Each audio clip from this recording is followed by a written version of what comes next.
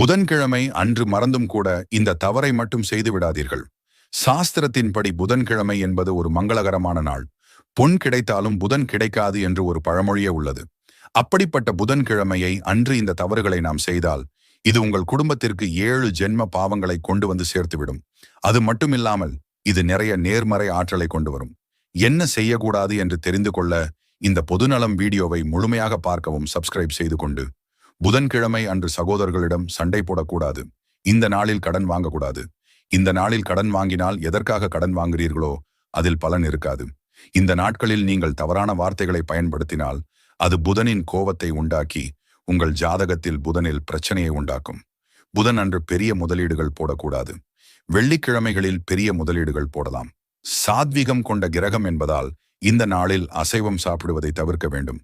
பித்தளை பாத்திரங்களை புதன் அன்று எடைக்கு போடக்கூடாது. கல்விக்கு சிறந்து விளங்குபவர் புதன்.